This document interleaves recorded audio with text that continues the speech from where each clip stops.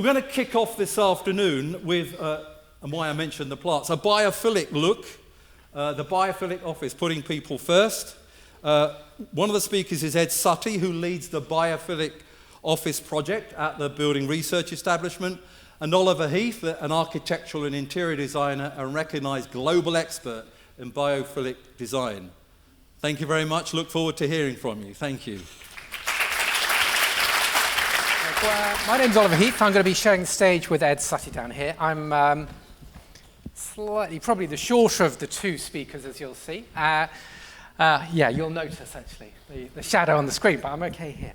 So I run a company called Oliver Heath Design. We're based down in Brighton. We are both architectural and interior designers, but also researchers. And over the last 7 years, we've been really inspired and fascinated by the ideas that underpin this human-centered approach to design, which is biophilic design, which we believe is an essential human component to a truly sustainable approach. Now, much more than just introducing plants and trees and greenery, which I think a lot of people believe biophilic design to be, we believe it to be a human-centered approach that is really a universal design ethos. Essentially, it's about placemaking and how we use and we draw on that experience that we've all had of nature and bring that into the places that are so important to our lives.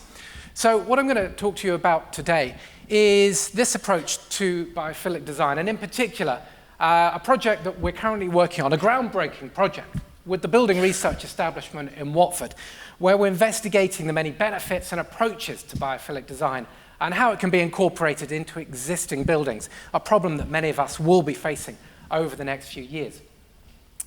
Whoever's organising the counter down here, you might need to start the counter, because otherwise I'm going to overrun. Over with the clock. Oh, it's gone from 25 to 22 already, okay. Thank you very much. I'm going to speak a bit more quickly. So, as we will all recognise, the world of health and well-being in the built environment is getting ever greater. Wellness real estate is now worth over $134 billion a year. It's growing at 6.4%. In the UK, that has led to a variety of different accreditation principles, the likes of the Well Building Standard, the Living Building Challenge. This is the number of buildings that have since 2015 been registered for the Well Building Standard in Europe. So you'll see there's a real interest across France, the Netherlands, the UK, and Spain. So at least there is something that joins us to the rest of Europe, a belief that health and well-being is important. I'm sure many of you will know about the Well Building Standard, introduced by Delos in 2013, allows you to accredit buildings of 1 and 3 standards, silver, gold, or platinum. And essentially, just to put biophilic design in its kind of place, it's worth recognizing that the current version 1 of the Well Building Standard covers these sort of 7 concepts: air quality, water, food, natural and artificial light, fitness, agility, how we get people to move around buildings, physical comfort, and mental well-being. Now, biophilic design kind of sits just in that mental well-being subsection. But actually, I believe it to be much, much more important, particularly for those of us who are involved in the design of the built environment, because in a way, biophilic design is an opportunity, an overarching umbrella that allows us to connect with many, many elements of nature, but is also the living aesthetic of healthy buildings. So why is this important? Well, for all sorts of reasons. There's lots of statistics that demonstrate why we need to think about health and well-being. Stress-related illness is likely to be the prime contributing factor to illness by 2020. Clearly, it's costing organisations an awful lot of money. This is a study by the Health and Safety Executive in the UK. We have very high rates of urbanisation. Globally, it's going up. In the UK, it's 90%. We spend 90% of our time indoors. And I think also the proliferation of mobile technology means that we always have this sense of directed attention. We don't give ourselves the opportunity just to switch off. Our sympathetic nervous systems are always working at full pace. We're always in that fight-flight mode, and we don't give ourselves to the opportunity to relax, to stop, to daydream, to have a conversation, and just to relax. And that is going to have an enormous impact on future generations if we keep going in that way. As I'm sure many of you will know, 90% of typical business operating costs are in staff salaries and benefits. So when we look at how buildings can support and nurture building occupants, then clearly we have a very significant opportunity to create tangible financial returns. And this idea that by using this evidence base as a means to bring biophilic design and health and well-being in is, I think, fundamental to its success. Essentially, biophilic design is an evolutionary design ethos that suggests that, whilst we've got different approaches to sustainability, to buildings, our use of basic resources, still many of the scenes that we see here are fundamental to our understanding of what constitutes good architecture. And as a result of a vast amount of human evolution spent in and around elements of nature, 99.5% of human evolution, this idea has been developed, which I think is really kind of very poetic. The savanna theory suggests that when we look out over lush, healthy green spaces from a point of prospect, it actually has the ability to reduce our heart rates and our blood pressure levels to allow us to recuperate both physically and mentally. The challenge, of course, is how we translate these lush, healthy, savanna-like environments into our dense, urban, geometric spaces. And that, essentially, is where biophilic design steps in. Now, what many of you may or may not know is actually there are two different approaches to biophilic design.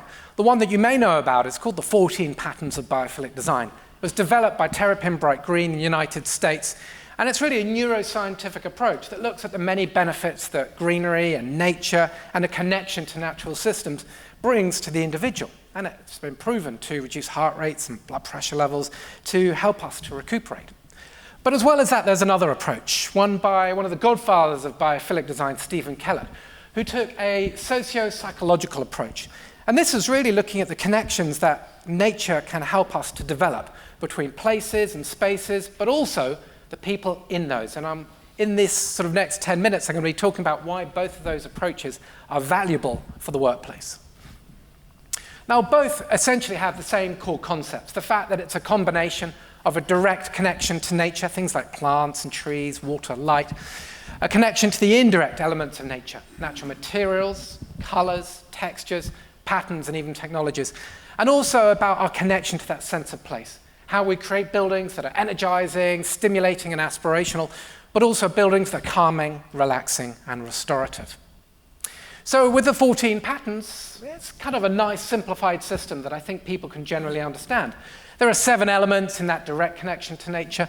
There are 3 in this indirect, including biomorphic forms, materials, complexity and order, that use of pattern in spaces, and 4 in this human spatial response. Now, what the research shows, and it is an evidence-based approach, is that when we introduce elements of nature into the built environment, it can, particularly in the workplace, it can do really valuable things. It can help to reduce costs, things like absenteeism, presenteeism, and staff turnover, but also to improve outcomes, things like productivity, engagement, but also communication. And over the last 20 years, there have been numerous studies to demonstrate different aspects of biophilic design, views out of buildings, hopefully onto nature, perhaps the introduction of natural materials and natural elements into buildings. This particular study actually looked at the benefit of natural light in education settings, where it's been proven that students who have an enhanced level of natural light can increase the speed of learning by between 20 and 25%, can reduce absenteeism, plus improve test results. So quite valuable aspects.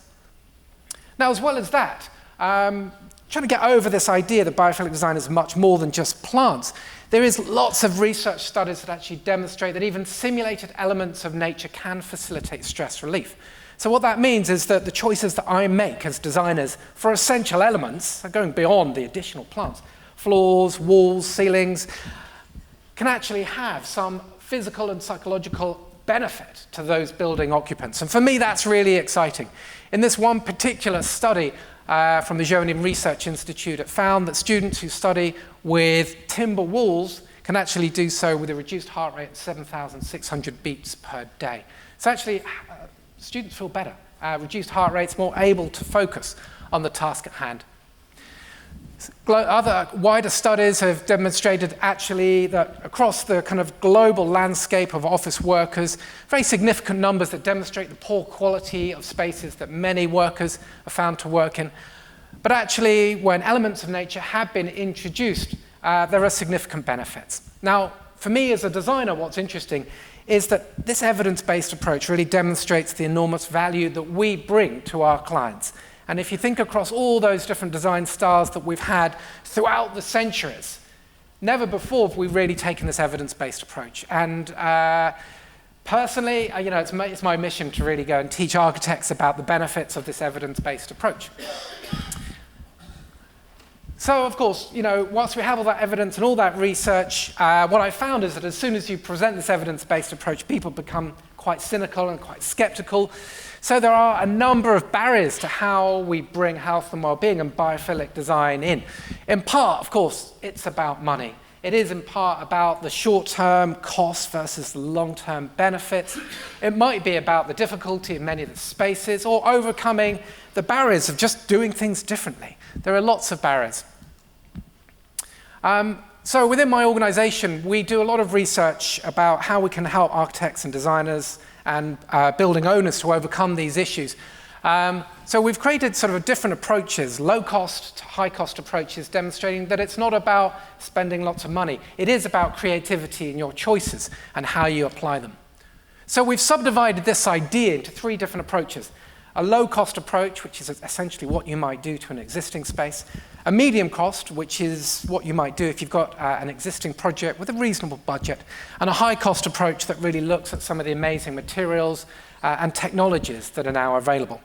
And what we've done is we've created this downloadable guide, which really subdivides the 14 patterns into no budget to low budget, medium to high budget. So it's not a comprehensive list, but it is certainly an inspirational guide to get you to think about the different ways that you can bring elements of nature across the 14 patterns into the built environment. So if you want to download this guide, it's got lots of research that supports biophilic design, plus this kind of handy guide about how to bring it in and lots of case studies. You can do that from our website, which is oliverheath.com, and it takes you through to our knowledge partners who are Interface, and you can download that guide for free. Now, we're taking exactly that idea of these 3 different core strategies into a live project, a world first, actually, at the Building Research Establishment in Watford. Essentially, what we're doing is we're taking a whole floor of this building, Building 18, and we're introducing biophilic design across this existing space. It's essentially, it's a 1980s concrete frame building, hasn't had much love or attention over the last 20 years. Currently, it's a very subdivided space with a sort of a column, sort of spine that goes all the way through a middle. People are very subdivided. Whilst there's lots of nature outside, people seem to be sort of separated from one another. Now, what we've done is over the last year and a half is we've been interviewing people. We've been doing a whole raft of pre-occupancy studies, which Ed is going to tell you a little bit more about, really looking at some of the issues that people feel. We're looking at both the quantitative issues, things like light quality, temperature, humidity, and air quality, but also, importantly, I think, some of the qualitative issues about the way people feel in these buildings. And that's led us to redesign this space into 3 different approaches. We've got the From, which is the low-cost approach, the Kellett, which is the medium-cost approach, and the Wilson era, which is that higher level, using some of the amazing materials and technologies that are now available. We've also got a collaboration zone at the end and a test room. So, very simply and graphically, these are some of the concept sheets that show you how we're going to be introducing biophilic design at a low level. Here's a render. This is the medium level. And another render. And this is some of the high-cost levels. And that's how we're bringing elements of water. It's a screen, got Coelux, got some amazing core partners supplying materials and technologies, cutting-edge products that are really doing amazing things to bring elements of nature in. Now, as well as that, we're really interested in how nature brings people together. The work of Stephen Kellett, as I mentioned before, who's taken this sort of socio-psychological approach. We've been fascinated by this idea that many of us have had very positive experiences in nature, Things like moments when it snows for the first time, when you sit around a campfire and we feel this incredible warmth, the sense of safety, the scenting of it, the sounds of it. And when we're in these experiences with nature, these shared moments, it can lead us to have very different sorts of conversations. So what we've recently been doing is looking at how we can, in a way, bottle and distill that idea, these shared moments in nature, and find ways of enhancing community by bringing those elements into the built environment. So we combine the work of psychologists Macmillan and Chavez with the work of Stephen Kellett to provide these 7 core features of how we can enhance a sense of community in the built environment. And we've been introducing these into the BRE Biophilic Office project. Unfortunately, I don't have time to go through that in more detail, but you can download the guide that we've written for free. Again, if you go to oliverheath.com and go to the resources section, that'll take you through to our Knowledge Partners interface, and you can download this guide for free and find out how we can bring and enhance that sense of nature to bring people together and enhance community in the built environment. And in the BRE, this is a visualization of the collaboration zone. So you'll see lots of elements of nature, views out onto trees, the introduction of greenery, and obviously these bright, very vibrant yellow colors which remind us of the warmth of summer sunshine and ripe crops, very warming, welcoming, sociable colors. So that's my introduction to biophilic design and the BRE project. I'd now like to hand you over to Ed, who's going to tell you a little bit more detail about what we've been doing over the last year and a half. Ed.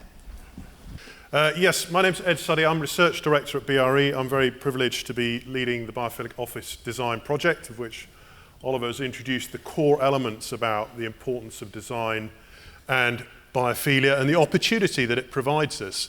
BRE, for those that don't know, we heard the mention of BREEAM earlier today. It's probably best known for BREEAM, but we do lots of other stuff that involves burning and breaking and all sorts of things to do with the built environment. I think if we had a conversation about what constitutes a good indoor environment, we would probably all agree on the qualities. So whether it was around thermal comfort, indoor air quality, colour, lighting and so on.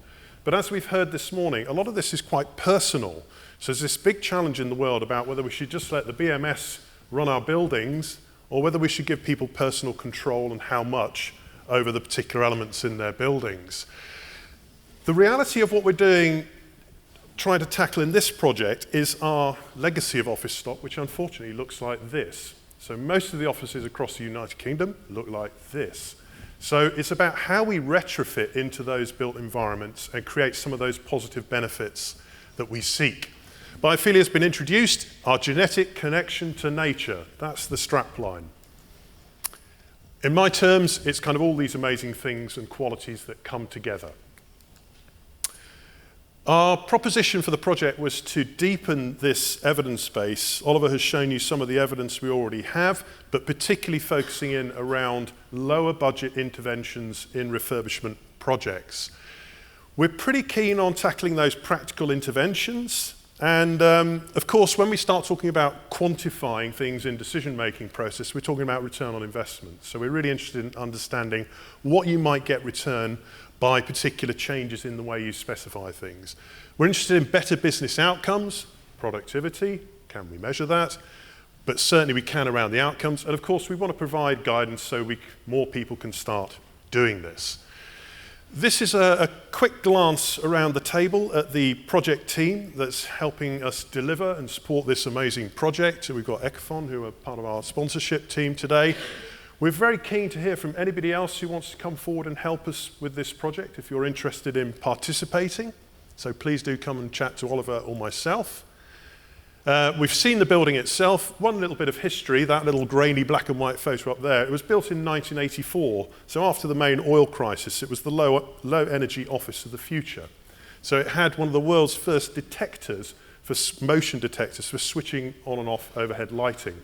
It was about the size of a suitcase, but it did work. But of course, that presents us with a lot of challenges. There's a lot of constraints in an existing building. So one of the things we've been doing is a very deep materials and services inventory. We've got our BIM team doing all the modeling for that. So we'll have a good record of what is in there now. And it will come as no surprise to you the sort of qualities that we're measuring. This is a very longitudinal study. We're repeating measurements. We're at this phase where we've got a complete baseline, so we really understand very well how the building operates at the moment, both from an indoor environment perspective, but also an occupant perspective. And as we move into refurbishment, that's when the amazing changes will happen, and we're getting people to move back in for at least another year. The IEQ and the people will be monitored. Indoor air quality IAQ is really important, of course.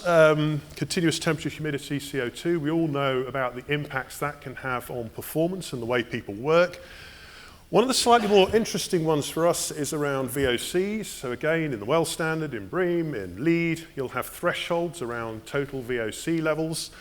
We're actually measuring the individual VOC compounds. This is really important for us because when we know what the chemical is, we can attribute it to its source. So our current estimates for the existing building is that about 75% of indoor VOCs are coming from the occupants, not from the building. So one of the things we need to think about is, well, is that good, bad? Do people bring their dogs in? That has a bit of an impact. So individual VOC is really important to understand. We're scrutinizing the acoustic environment, as you will not be surprised, both modeling and in terms of validating the models and measurements across the whole floor plate. Similarly, for the lighting environment, both artificial lighting and daylight, we all know about the marvelous benefits of natural lighting. Again, it's mainly a two-pronged attack through systems-based modeling, but also direct monitoring across the floor plate and at desk level. And also, we've given occupants one of these little devices, a Lys, which is a Danish company, which is measuring total exposure to daylight throughout your working day. Because some of our colleagues do get up and leave the building, which is very positive. Others don't, which is perhaps not so good. So that impacts on their exposure to natural light during the day. But probably core to this and the most fundamental bit, and in some ways the most complex bit, is about occupant monitoring. And we've got a sort of three-pronged attack, if you like. So the psychological aspects that are focusing around these longitudinal questionnaires, monthly tasks and cognitive tasks that we're conducting, and complete with interviews and baseline studies for each individual in that building. Physiological measures, so we're measuring biomarkers, those stress hormone analogues that you hear about. Now, we're not just sort of measuring them, we're associating them with particular activities in the office so we can see how people cope with stress rather than necessarily that they are or aren't particularly stressed. Everybody has wearable technology, so we've got data on sleep patterns, activity, heart rate, and so on. And then the third one is this productivity measures, which is the kind of the tricky bit in many senses. But that's fundamental in terms of changing some of the perceptions and conversations that happen between CFOs and HR managers and others. And these are the sorts of things that we are analysing against that criteria. No surprises perhaps on absenteeism and timesheets, staff retention and turnover. Some of our business units in the office do have service level agreement data, so we can look at that as a measure of performance as well. But that's really important for us to understand the overall impacts on the business and people, as well as all those hard measured qualities. So the baseline, the 1 year of data, and I suppose this is one of the most striking things for me, because I come from a scientific background where you just measure everything, is that if we just measured IAQ, we wouldn't find any particular problem with this building. It meets requirements within BREEAM. Baseline CO2, okay, it builds up during the day and declines overnight, no surprise. We can manually ventilate. The acoustics, not particularly bad. Unoccupied noise levels are within current recommendations. There's nothing particularly aggressive going on in the acoustic environment. Lighting is kind of a bit so-so. It's got pretty good daylight levels, but actually some of it's below CIBSE recommended guidelines in terms of desk light levels. But this is where it all goes wrong, and this is the really important bit. So I worry slightly when companies are just putting in an air quality monitor and saying they're going to understand and use that data about it to inform about the occupant well-being. You've got to ask the people. Doesn't matter what you ask them, but have the conversation. Start to get occupancy data, because that's where it all comes out as pretty rubbish, basically. So that's really important to balance that. I just put this one slide up that Oliver said because it just reminds me as well that much of what we're trying to do here is about accessibility. So this is organisations that spending 10 quid more on your floor covering per metre squared is a big deal. but we want to be able to encourage and help people to provide better solutions based around evidence of the impact on health and well-being. The way we're doing that is, the monitoring is looking at the whole biophilic design, but we're also in parallel running environmental room studies for individual products to look at their impact on people and responses.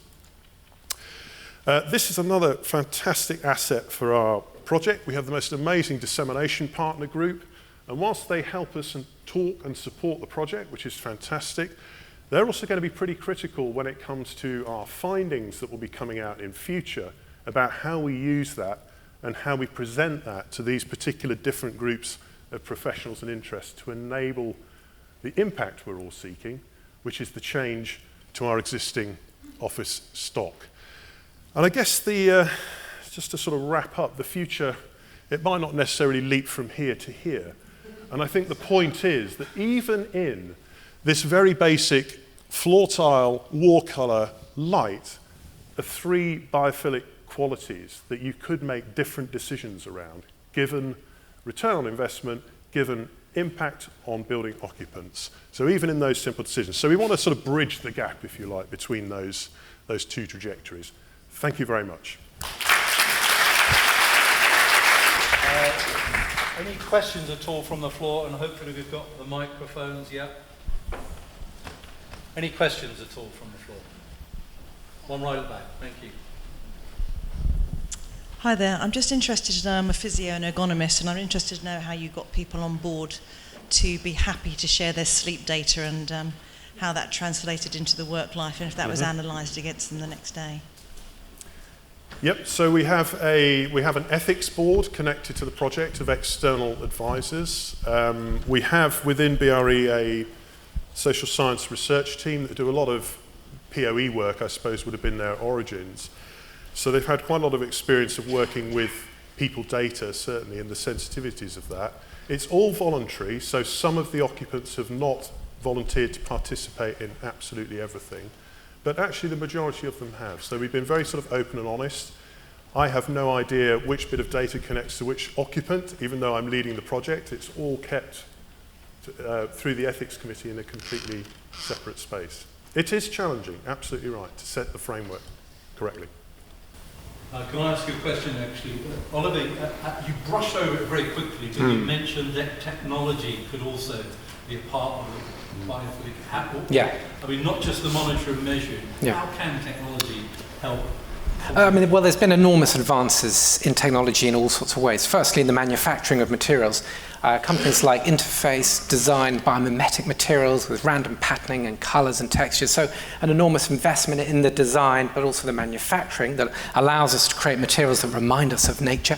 And then also, I think, lots of ways of bringing elements of nature in through green wall systems, irrigation systems, monitoring systems through green walls, and then some really interesting technologies, companies like Coelux and also Wallman Lighting, who are invested in sort of biodynamic lighting, so mimicking circadian systems. So in all sorts of different ways, we're finding more and more companies recognizing that a closer connection to nature can enhance the user experience.